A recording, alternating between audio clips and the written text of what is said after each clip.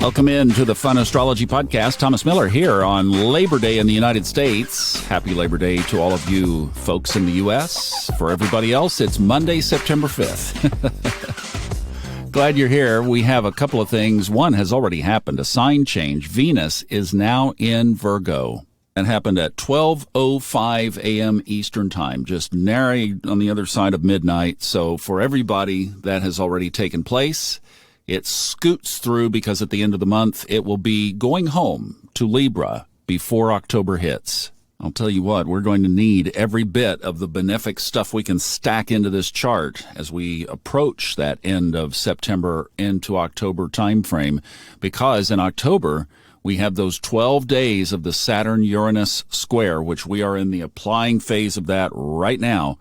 And we will also have on the 25th, the first of our two Scorpio-Taurus eclipses. If you haven't listened to Robert Glasscock's take on that in Old Soul, New Soul Astrology podcast, I would highly refer you over to that because he does talk about some of the ominousness awaiting us in October and November in the chart. Now, Venus in Virgo is grumpy because it is in fall. So Venus is obviously rules Taurus and Libra. That puts it in detriment in the opposite signs. So Venus is in detriment in Scorpio and in Aries. Venus is exalted in Pisces. The opposite of Pisces is Virgo. Hence, from today until the 29th of September, Venus is in a grumpy sign. If you didn't catch the podcast on Saturday with Ray Merriman's newsletter, even if you're not into financial astrology, I would highly encourage you to listen to it because there is an urgency around it, particularly talking about this September timeframe. Could it portend that Venus going through this grumpiness of Virgo might lead to a nasty market spill? It certainly is possible. Hey, and on that, we really kind of cranking up the TikTok and YouTube, so if you want to see videos around all of this, be sure to keep an eye on that as well. I'm doing intraday stuff as things are relevant, so if there's anything that happens in the middle of the day between our podcasts, it will be over there. TikTok in particular, and then we're reposting them to YouTube.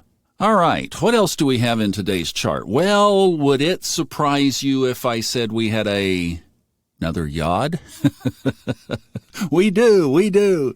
You know, I'll tell you a little secret on this. On my charting software, which is Astro Gold, I turned the color of the quincunxes to a lime green. And that way, whenever I see lime green, it's the only lime green in the chart, I know to look for the witch's hat. And yes, we have one. What's at the top? Chiron, the wounded healer. What's at the base? The south node of the moon.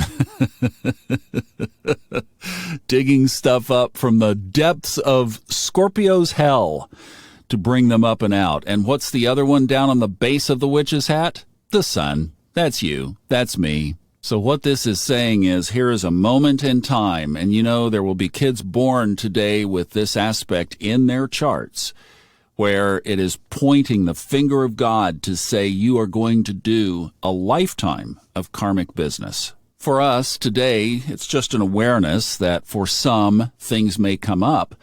But if you're living life in the spiritual fast lane, you'll get ahead of this, and you'll take some time this morning to reflect on that unhealed wound in your life, or wounds. You'll look at some things that might be present for you, whether you've worked on them or not, but just what else is there? You know, it's like peeling the onion, right?